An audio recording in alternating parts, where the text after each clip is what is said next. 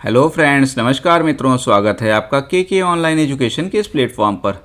साथियों, अपने इस प्लेटफॉर्म के माध्यम से हम प्रयास कर रहे हैं कि घर बैठे आपको तैयारी का एक ऐसा अवसर दिया जा सके जहां बिना कोई कोचिंग इंस्टीट्यूट वगैरह ज्वाइन किए हुए, बिना कोई फ़ी दिए हुए आप अपनी तैयारियों को और ऊंचाई पर ले जा सकें। तो इसी श्रृंखला को आज हम आगे बढ़ा रहे हैं और आज हम बात करने जा रहे हैं इकॉनमी सब्जेक्ट की, अर्थव्यवस्था की, जिसमें हमारा जो रनिंग चैप्टर है वो है मॉनेटरी पॉलिसी, मौद्रिक नीति का। ऑलरेडी इसके बारे में हम काफ़ी बातें कर चुके हैं, जो भी टर्मिनोलॉजीज़ वगैरह हैं उसको हमने देखा था। साथ ही bank balance sheet, liabilities, assets, money measures, ये क्या होती हैं, ये सारी चीज़ें हमने अपने पहले के लेक्चर्स में ऑलरेडी कवर कर लिया है। उसी को आज हम आगे बढ़ाएंगे और देखेंगे कि कौन कौन से टूल हैं जो आरबीआई यूज़ करता है इन्फ्लेशन को कंट्रोल करने के लिए, उसको जानने का हम प्रयास करेंगे। और इसमें जो हमने बातें की थी क्वांटिटेटिव, क्वालिटेटिव, ये सब चीज़ों को देखेंगे थोड़ा सा डिटेल में। कुछ हमने ऑलरेडी कवर भी कर लिया है, जो बची हुई हैं उनको भी हम आज देखेंगे। तो दोस्तों, अगर अभी तक आपने चैनल को सब्सक्राइब नहीं किया है तो आपसे रिक्वेस्ट है, प्लीज़ अभी सब्सक्राइब करें। इससे हमारा कॉन्फिडेंस बढ़ता है और हमें और अच्छा करने के लिए प्रेरणा मिलेगी। तो दोस्तों, अगर अभी तक आपने इसको सब्सक्राइब नहीं किया है तो इसे अपना ही चैनल समझते हुए सब्सक्राइब करिए और साथ ही साथ अपने दोस्तों को भी बताइए, अपने साथियों को भी बताइए और इसे शेयर करिए। और वीडियो को लास्ट तक ज़रूर देखिएगा, जिससे आपको हर एक कॉन्सेप्ट के बारे में पूरा पता चल जाए। और साथ ही साथ अपनी एक रनिंग नोट्स भी बनाते चलिएगा। तो आइए देरी न करते हुए शुरू करते हैं हम अपना टॉपिक। और शुरू करते हैं हम अपना आज का टॉपिक, जो कि है ओपन मार्केट पॉलिसी का। ठीक है, तो अभी तक जो हमने देखा था इन्फ्लेशन को कंट्रोल करने का पॉलिसी, उसमें हमने देखा था जनरली गवर्नमेंट सिक्योरिटीज़ वगैरह जो होती थी उसको सेल रीसेल किया जाता था आरबीआई और सरकार के द्वारा, उससे वो इन्फ्लेशन कंट्रोल करती थी। और उसमें क्या प्रोसेस जनरली हुआ करता था, उसमें जनरली ऐसा था कि गवर्नमेंट जो होती थी, गवर्नमेंट आरबीआई को अपनी गवर्नमेंट जो सिक्योरिटीज़ होती थी उसको सेल करती थी और आरबीआई अपने ई कुबेर प्लेटफॉर्म से इसको सेल कर देती थी बैंक को। बैंक इसको परचेस करती थी। इससे क्या होता था, बैंकों के पास पैसे की कमी हो जाती थी और ये फर्दर लोन नहीं दे सकते थे। और उससे क्या फ़र्क पड़ता, उससे ये फ़र्क पड़ता कि मार्केट में मनी सप्लाई घट जाती और इन्फ्लेशन कंट्रोल हो जाता। ठीक, तो अभी तक तो हमने ये सारी चीज़ें देख ली थी। थोड़ा सा आगे बढ़ते हैं और देखते हैं कि इसके बाद में क्या हैं चीज़ें। देखिए, अभी तक हमने जैसे क्या कहा कि गवर्नमेंट क्या कर रही थी, आरबीआई को दे रही थी और आरबीआई बैंक को दे रही थी। फिर बैंक को वापस जब मैच्योरिटी हो रही थी तो आरबीआई से रिटर्न मिल जा रहा था। ठीक है, बैंक को आरबीआई से रिटर्न मिल जा रहा था। ठीक है, लेकिन कई बार ऐसी सिचुएशन आती है जब इन्फ्लेशन वगैरह आता है तो क्या कहता है आरबीआई कि जैसे जो भी एक्स्ट्रा सिक्योरिटीज़ वगैरह हैं उसको भी आरबीआई बैंकों को कहता है आप इसको भी खरीदिए, और उसके बदले में जब वो मैच्योर वगैरह हो जाएगा तो सरकार सीधे आपको इंटरेस्ट वगैरह के साथ में पैसा रिटर्न करेगी। उसमें आरबीआई का रोल ख़त्म हो जाएगा। तो इस तरीके की जो सिचुएशंस आती हैं उसको हम कहते हैं ओपन मार्केट पॉलिसी, जो इन्फ्लेशन कंट्रोल करने के लिए यूज़ किया जा सकता है। जैसे अगर हम कहें 100 करोड़ की सिक्योरिटीज़ थी जिसमें 70 करोड़ सिक्योरिटी नहीं बिका, परंतु कंडीशन ऐसी है कि मार्केट में इन्फ्लेशन है, मुद्रास्फीति बढ़ी हुई है, महंगाई बढ़ी हुई है, तो आरबीआई क्या कहेगा कि जो बची हुई है उसको भी आप खरीदिए बैंक से, और रिटर्न में क्या होगा कि जब आपका मैच्योरिटी पीरियड ओवर हो जाएगा तो सरकार सीधे आपको इंटरेस्ट पे कर देगी। ठीक है, और इस तरीके की बाध्यता से क्या होता है कि जो लोन देने की क्षमता होती है बैंक की वो घट जाती है। और घट क्यों जाती है, क्योंकि जो उनके पास पैसा था वो तो किसके पास पहुंच गया, सरकार के पास पहुंच गया, या कहें तो आरबीआई के पास पहुंच गया। ठीक है, तो इस तरीके से इन्फ्लेशन को कंट्रोल किया जा सकता है। वहीं अगर कंडीशन दूसरी हो जाए कि क्या हो कि मार्केट में सप्लाई बढ़ानी हो और डिफ्लेशन जैसी स्थिति आ जाए, तो उस समय क्या होता है, उस समय आरबीआई इस तरीके की जितनी भी चीज़ें होती हैं, जितने भी उसके बैंक्स के सिक्योरिटीज़ वगैरह होते हैं, उसको कहता है लाओ तुम हमको दो। ये बैंक से कहता है कि तुम हमको सारी सिक्योरिटीज़ दे दो, और बैंक से आरबीआई सारी सिक्योरिटीज़ को खरीद लेता है। बदले में बैंक के पास क्या जाता है, पैसा, और जब पैसा आ गया, मनी आ गया, तो इसको लोन देने की क्षमता बढ़ जाएगी, पब्लिक के पास ज़्यादा पैसा आ जाएगा। पब्लिक के पास ज़्यादा पैसा आ जाएगा तो ज़्यादा खर्च करेगी, मार्केट में जो मंदी रहेगी वो दूर हो सकेगी। और इसका ताज़ा उदाहरण आपको लास्ट ईयर कोरोना से पहले मिल सकता है, जब इस तरह की सिचुएशन थी और हमारा मार्केट बहुत ही ख़राब था। तो उस समय सरकार ने आरबीआई के साथ मिलकर ऐसी योजना चलाई थी। उन्होंने गवर्नमेंट सिक्योरिटीज़ इशू करने की बात की और बदले में क्या हुआ कि उन्होंने कहा कि हम बैंक्स के पास में जो भी सिक्योरिटीज़ वगैरह हैं उसको खरीद लेंगे और आरबीआई से बैंकों के पास पैसा आएगा, तरलता बढ़ेगा, लिक्विडिटी बढ़ेगी और वे ज़्यादा अमाउंट लोन में दे सकेंगे। तो ये जो तरीका होता है मंदी से भी और मुद्रास्फीति से लड़ने में भी, दोनों में काम करने में सहयोग में आता है। ठीक है, तो इस तरीके की सिचुएशन होती है। अब अगली जो एक चीज़ आती है, वो जो टूल आता है जिसके द्वारा आरबीआई कंट्रोल करने का प्रयास करता है इन्फ्लेशन को, वो है मार्केट स्टेबलाइजेशन स्कीम। ठीक, मार्केट स्टेबलाइजेशन स्कीम। देखिए इसमें क्या होता है। अभी देखिए क्या था कि सरकार थी, गवर्नमेंट है, गवर्नमेंट को कुछ पॉलिसीज बनानी है, कुछ योजनाएं चलानी है। ठीक है, हो सकता है जनता के कल्याण के लिए करना, हो सकता है वोट के लिए करना, लेकिन कुछ करना है। पर ऐसी सिचुएशन आ जाए कि सरकार को पैसे की कोई रिक्वायरमेंट ही ना रहे, सरकार का हमको कोई ज़रूरत नहीं है पैसा वैसा चाहिए का, और वो अपना कोई गवर्नमेंट सिक्योरिटी वगैरह नहीं सेल करेगी। ठीक, और मार्केट में हो जाए इन्फ्लेशन, मार्केट में हो जाए इन्फ्लेशन, और आरबीआई को तो भैया इन्फ्लेशन कंट्रोल करना है, उसकी रिस्पॉन्सिबिलिटी है। और इसके लिए आरबीआई क्या करती है, अपना गवर्नमेंट सिक्योरिटीज़ वगैरह को ई कुबेर से सेल करती है। लेकिन यहीं पे एक और कंडीशन भी आ गई, ये कंडीशन आ गई कि आरबीआई के जो गवर्नमेंट सिक्योरिटी थी वो भी ख़त्म हो गई, वो भी ख़त्म हो गई। अब आरबीआई क्या करे, उसके पास गवर्नमेंट सिक्योरिटी है नहीं कि वो बेच सके बैंकों को, और इसके बदले में क्या है, वो मनी सप्लाई कंट्रोल में नहीं कर पाएगा। तब अब क्या करेगी आरबीआई, तब उस समय आरबीआई कहती है सरकार से कि आप ही कुछ करिए। तो उस परिस्थिति में सरकार क्या करती है, मैक्सिमम 30,000 का सिक्योरिटी आरबीआई को दे देती है कि लो अपना काम चला लो, इन्फ्लेशन कंट्रोल कर लो।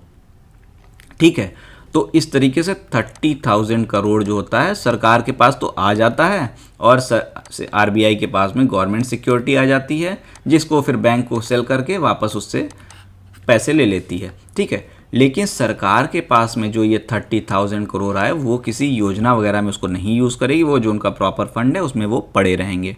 तो इस तरीके से कहा जाए तो इस माध्यम से भी, मार्केट स्टेबलाइजेशन स्कीम से भी आरबीआई प्रयास करती है कि इन्फ्लेशन को कंट्रोल में लाया जा सके। और वह इसमें क्या होता है, इसमें आरबीआई के पास जब सिक्योरिटीज़ ख़त्म हो जाती हैं तो एक्स्ट्रा सिक्योरिटीज़ देती है उसको सरकार, और उसको वो सेल करती है। ठीक, तो सारा खेल इसमें भी वही चलता है, और इस तरीके से भी मार्केट स्टेबलाइजेशन स्कीम के द्वारा भी इन्फ्लेशन कंट्रोल किया जाता है। नेक्स्ट हमारा एक स्टैंडिंग डिपॉजिट फैसिलिटी, हालांकि ये प्रयोग में नहीं है, इस पर ज़्यादा कोई बात आगे नहीं बढ़ पाई। ये उर्जित पटेल की एक कमेटी बनी थी 2013 में, और इन्होंने कहा था कि बैंक के पास जो भी एक्स्ट्रा पैसा वगैरह रहे वो आरबीआई में जमा कर दिया करें, जिसके बदले में उन्हें ब्याज वगैरह दिया जाएगा। पर इसके बाद में सरकार बदल गई और ज़्यादा कुछ इसमें बातें आगे बढ़ नहीं पाई। अगला हमारा जो है वो है क्वालिटेटिव टूल। ठीक है, गुणात्मक साधन। जैसा हमने अभी देखा था, हमने पहले भी कि इन्फ्लेशन को कंट्रोल करने के लिए क्वांटिटेटिव और क्वालिटेटिव दो प्रकार के टूल यूज़ होते हैं। क्वांटिटेटिव हमने सारे कवर कर लिए, अब हम थोड़ा सा क्वालिटेटिव देखते हैं। देखिए, कई बार क्या होता है कि आरबीआई रेपो रेट सस्ता किए पड़ा होता है, वो जब समीक्षा करते हैं इसकी मॉनेटरी पॉलिसी की अपनी तिमाही की, तो इसको सस्ता कर देते हैं। तो उनका ये एक्सपेक्टेशन होता है कि भाई बैंक्स वगैरह जो हैं वो भी तो लोन सस्ता करें, लोन सस्ता करेंगे तो लोग ज़्यादा पैसा लेंगे, जिससे अर्थव्यवस्था में मजबूती आए, लोग ज़्यादा खरीदारी करें। लेकिन अक्सर ऐसा ये देखा जाता है कि आरबीआई तो अपना रेपो रेट घटाता जाता है, लेकिन बैंक अपना लोन नहीं घटाते। कहते हैं हमारा एनपीए बढ़ा हुआ है, ये है वो है, दुनिया भर की चीज़ें बता देते हैं, और उसके बाद में क्या होता है कि वो जो आरबीआई ने अपना काम किया रेपो रेट घटा के लोन को सस्ता करने का, वो अल्टीमेटली नहीं होता है, पब्लिक तक उसका फ़ायदा नहीं पहुंचता है। तब ऐसी परिस्थिति में क्या कहता है आरबीआई, नैतिक रूप में कहता है बैंकों से कि भाई अगर हम कर रहे हैं तो आप अपनी जिम्मेदारी को भी समझिए और अपने लोन को सस्ता करिए। और इस तरीके की जो चीज़ें होती हैं वो नैतिक रूप में होती हैं, मतलब बहुत ज़्यादा कोई लिखित कार्रवाई नहीं, एक वर्बल वे में कह सकते हैं कि नैतिक दबाव है कि आप करिए ऐसा। ठीक है, और कई बार भ्रष्टाचार की भी कहानियाँ होती हैं, तो उसमें भी आरबीआई अपना एक निर्देश देती है, उसमें कहती है कि आप इस तरह की चीज़ों को अवॉइड करें। जैसे एक्सिस बैंक में शिखा शर्मा जो थी सीईओ, उनके ऊपर काफ़ी इस तरह के आरोप लग रहे थे, उनकी क्रियाकलाप जो थे उसमें थोड़ा सा विवाद था, तो एक्सिस बैंक को दोबारा सीईओ बनाने के लिए आरबीआई ने मना कर दिया। तो इस तरह से आरबीआई नैतिक दबाव बनाती है बैंकों के ऊपर कि आप अपने जो भी इस तरह की एक्टिविटीज़ हैं उस पर नियंत्रण रखिए और ऐसी कार्य करिए जिससे कि अर्थव्यवस्था को मजबूती मिल सके। दूसरा होता है डायरेक्ट एक्शन। ठीक है, डायरेक्ट एक्शन में क्या हुआ कि आरबीआई सीधे पेनाल्टी लगा देती है बैंकों के ऊपर कि आपने अनियमितता की है, इरेगुलरिटीज़ की हैं, आपके ऊपर ये पेनाल्टी लगाई जाती है और आपको ये पेनाल्टी 14 डेज़ के अंदर ही पे करनी होंगी। ठीक है, और बैंकों को, आरबीआई को बैंक्स के ऊपर ये पेनाल्टी लगाने की जो शक्ति प्राप्त होती है वो बैंकिंग रेगुलेटिंग एक्ट 1949 के द्वारा प्राप्त होती है।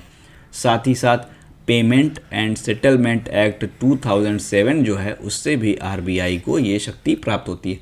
तो कई बार आपसे ये भी क्वेश्चन पूछा जा सकता है कि आरबीआई को किस किस एक्ट के द्वारा पेनाल्टी लगाने की शक्ति मिलती है, तो बैंकिंग रेगुलेटिंग एक्ट और पेमेंट एंड सेटलमेंट एक्ट के द्वारा। ठीक, अगली जो चीज़ है वो है prevention of monetary laundering act 2002 के अनुसार जो है, जो बैंक्स वगैरह हैं अगर किसी का अकाउंट खोलना है तो उनको पहले केवाईसी वगैरह प्रॉपर चेक करना होगा, अदरवाइज़ वो ऐसा नहीं कर सकते हैं, अकाउंट नहीं खोल सकते हैं। लेकिन कई बार बैंक्स जो होते हैं वो इसमें उतना केयरलेस हो जाते हैं और इतना ध्यान नहीं देते और अकाउंट खोल देते हैं। तो इस तरह की जो इरेगुलरिटीज़ होती हैं उस पर पेनाल्टी लगा देती है आरबीआई और इसे ही कहते हैं डायरेक्ट एक्शन।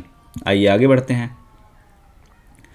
नेक्स्ट है, जैसे बैंक्स के ऊपर में होता है वैसे एनबीएफसीज में क्या होता है, एलटीवी लगाती है आरबीआई और अगर जैसे 60% एलटीवी से फिक्स कर दिया तो अगर 1 लाख का लोन दे सकती थी एनबीएफसी तो 60,000 तक का ही देंगी। जितना परसेंटेज एलटीवी दे दिया उतने परसेंटेज वो लोन दे सकती हैं कस्टमर को, इससे ज़्यादा नहीं दे सकती हैं। तो इस तरीके से एलटीवी के माध्यम से भी एनबीएफसी इस पर ये अपना कंट्रोल नियंत्रित रखती हैं। ठीक है, अगला है हमारा selective control credit control. Selective credit control ये थोड़ा सा अलग है।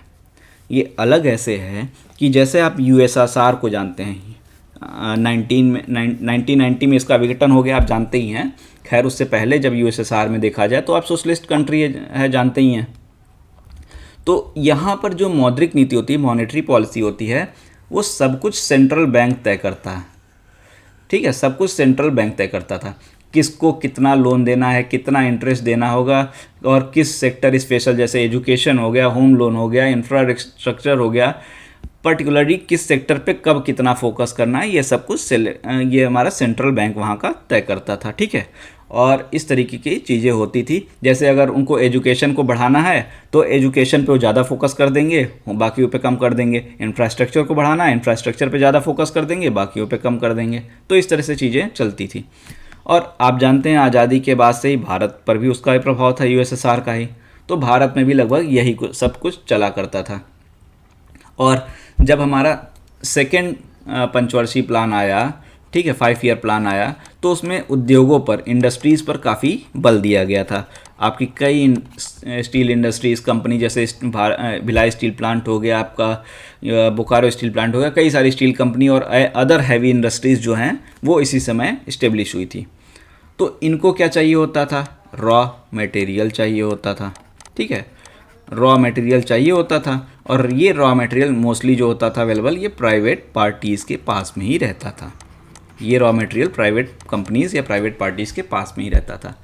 और उस समय सरकार का जो फोकस होता था वो इंडस्ट्रीज़ पे ही ज़्यादा था, इंडस्ट्रीज़ पे ही ज़्यादा था। तो सरकार आरबीआई की तरफ से जो लोन वगैरह मतलब बैंकों की तरफ से जो दिए जाते थे वो ज़्यादातर कोशिश की जाती थी कि इन इंडस्ट्रीज़ को बढ़ावा देने के लिए ही दिया जाए। जबकि अगर उस समय आप बात करें तो हमारी खेती भी किसी भी हमारी बहुत अच्छी कंडीशन में नहीं थी और उसके बाद में अकाल वगैरह की स्थिति भी आती थी और किसानों को इस कारण से कम ऋण मिलता था। और एक तरह से कहें तो ये हमारी एक कमी भी थी, इसमें इंक्लूसिव ग्रोथ नहीं था, समावेशी विकास नहीं था, क्योंकि एक तरफ हम इंडस्ट्रीज़ को बढ़ा रहे थे और एग्रीकल्चर को हम घटा रहे थे। ठीक है, तो ये एक हमारे पास परिस्थिति थी और इसमें सब कुछ इस तरीके से किया जाता था कि इंडस्ट्रीज़ को ही बढ़ावा मिलता रहे। और चूँकि यहाँ पे प्राइवेट पार्टीज़ रॉ मटेरियल देती थी तो ये क्या करती थी, ये मनमाने रूप में बैंकों पर दबाव डालती थी और इससे आरबीआई भी दबाव में डालती थी, आ जाती थी और इनके अनुसार ही सारा लोन वगैरह दिया जाता था। और इसका अल्टीमेटली लॉस किसको होता था, किसानों को, जिनको लोन की आवश्यकता तो थी पर मिल नहीं पाता था। ऐसे ही आगे जाकर हरित क्रांति वगैरह होती है। हरित क्रांति वगैरह जब होती है तो उस समय क्या किया गया कि लोन की रिक्वायरमेंट हो गई, लोगों को जो कृषि में लगे हुए थे उनको लोन की रिक्वायरमेंट हुई, अकाल की स्थिति उस समय आई तो उस समय लोन की रिक्वायरमेंट हुई। तो इस समय क्रेडिट ऑथराइजेशन स्कीम लाई गई जो 1965 से लेकर 89 तक चली। ठीक है, जैसे कि अभी हमने सेलेक्टिव वाला देखा, उसमें क्या था, सब कुछ सेंट्रल बैंक नियंत्रण कर रहा था, नॉर्मली यूएसएसआर में इस तरह का चल रहा था। इसमें क्या हुआ, इसमें थोड़ा सा उससे प्रभावित होते हुए जो आरबीआई ने उसने कहा कि आपको अगर किसी को भी लोन देना है तो पहले उसकी फ़ाइल हमको भेजिए। आरबीआई ने बैंक से कहा कि आपको किसी को भी अगर लोन देना है तो उसकी फ़ाइल हमारे पास भेजिए, हम उसकी फ़ाइल चेक करेंगे, फिर बताएंगे आपको कितना लोन देना है। और उसमें भी मैक्सिमम 1 करोड़ से ज़्यादा का ऋण नहीं दिया जा सकता। ठीक है, साथ ही साथ 1970s में जो नॉन एग्रीकल्चर लोन था, कृषि के अलावा जो अन्य लोन थे, उस पर भी लिमिटेशंस लगा दी गई। ठीक है, तो इस तरीके से आप कहिए तो बैलेंस करने की कोशिश तो की गई, लेकिन अगर आपको बिना उद्योगों को बढ़ाए क्या आप देश का ग्रोथ कर सकते हो? क्या नहीं कर सकते हो। और बिना कृषि का ग्रोथ किए आप कर सकते हो? नहीं कर सकते हो। तो यहाँ पे पहले आपने इसको बढ़ा रखा था, इसको डाउन किया था, यहाँ पे आपने इसको बढ़ाना शुरू किया, इसको डाउन करना शुरू कर दिया। तो अल्टीमेटली हम ना इधर जा सके ना इधर जा सके। और इस बीच जो इंडस्ट्री के लोग थे, उद्योगपति थे, उन्होंने क्या किया, दूसरों के नामों पर लोन लेना शुरू कर दिया अलग, क्योंकि मैक्सिमम 1 करोड़ की लिमिट थी। अब भाई इंडस्ट्री किसी को चलानी है तो उसको लोन तो चाहिए होगा, ये तो फैक्ट है। तो वो क्या करते थे कि अलग अलग लोगों के नाम पर लोन ले लेते थे। तो इस सब चीज़ों को देखते हुए बाद में आरबीआई ने इससे अपनी सीख ली, अपनी गलती से सीखा और इस तरीके के जो प्रोसेस थे, क्रेडिट ऑथराइजेशन स्कीम वगैरह, इसको इन्होंने बंद कर दिया। ठीक है, चलिए आगे देखते हैं। अगला है हमारा कंज्यूमर क्रेडिट कंट्रोल। ये नॉर्मली जो होता है ड्यूरेबल गुड्स जो होते हैं उसके लिए आरबीआई यूज़ करता है। ठीक है, इसमें क्या होता था कि अगर किसी को लोन चाहिए तो आरबीआई ही उसका क्या तय करेगी, डाउन पेमेंट भी। ठीक है, आरबीआई ही तय करेगी उसका ईएमआई भी। आरबीआई सब कुछ उसकी कितनी क्या क्या निर्धारित करना है, कितना इंटरेस्ट वगैरह सब कुछ निर्धारित कर देगी। और नॉर्मली ऐसा होता था उस समय, लोगों की सैलरी वगैरह तो ज़्यादा होती नहीं थी, तो अगर 1000 की उसकी सैलरी है तो आरबीआई बोल देती थी 400 रुपये आपको डाउन पेमेंट देना होगा और 200 रुपये 3 करके आपको ईएमआई देनी होगी। अब भैया उसके पास तो पैसा ही नहीं रहा तो खरीदेगा कहाँ से। तो ये जनरली जो हाई सैलरी वाले लोग होते थे उन्हीं को फ़ायदा होता था। आज के टाइम पे नहीं, जैसे कि आप कहीं भी चले जाइए, बजाज ईएमआई वाले खड़े हैं या कोई भी खड़ा है, एनबीएफसीज वगैरह खड़े, आपको तुरंत लोन मिल जा रहा है, ऐसा उस समय नहीं होता था। ठीक है, तो ये एक स्कीम थी कंज्यूमर क्रेडिट कंट्रोल की, जिससे मॉनेटरी पॉलिसी को कंट्रोल करने का प्रयास करती थी। ठीक है, और हमने अभी जो एक एलटीवी किया था उसका फुल फॉर्म शायद हमने नहीं लिखा था। एलटीवी का full form loan to value होता है। ठीक है, तो इस तरीके से ये सारी बातें हमने देखी। ठीक, उम्मीद है आपको सारी चीज़ें समझ में आ गई होंगी, आपने हर एक चीज़ को नोट कर लिया होगा। अगर नहीं नोट कर पाए तो वीडियो को बैक में जाके फिर से आप देख सकते हैं, यूट्यूब पे तो वीडियो पड़ा ही हुआ है। और अगर आपको वीडियो पसंद आया है दोस्तों तो इसको लाइक करना ना भूलिएगा। और पहले के अगर आपने लेक्चर नहीं देखे हैं तो उसको ज़रूर देखिए, क्योंकि सारी डिटेलिंग आपको वहाँ से मिलेगी, हर एक टॉपिक की कंटिन्यूटी है। तो आज के लिए इतना ही रख देते हैं और चैनल को सब्सक्राइब दोस्तों ज़रूर करिएगा, अपने साथियों से भी कहिएगा। उम्मीद कर रहे हैं कि आपको सारी चीज़ें समझ में आ गई होंगी। Thank you.